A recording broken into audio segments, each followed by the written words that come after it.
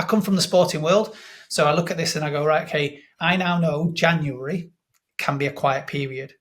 So what would an athlete do during a quiet period? They're not competing. They've come off the back of a competition, that sort of thing. What they probably do is they'd either um, give themselves a break, or they'd try and learn a new technique or skill.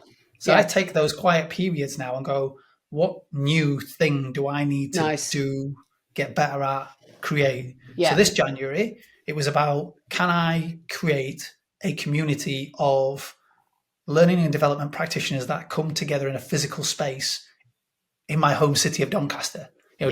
Can it be done? And the 25th of April, we're hosting our second one, and the attendance is looking good.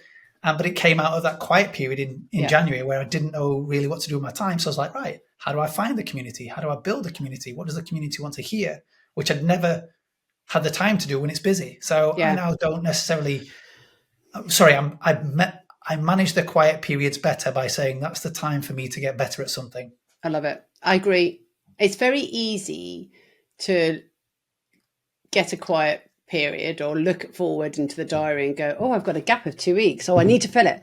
But actually, we need those quiet moments of stillness, of silence to allow something else to come, for something to settle, to let something go, to reset ourselves, to nurture ourselves, like some downtime. Like, because if you don't do that, you're going to be no use to man or beast if you don't take some breaks.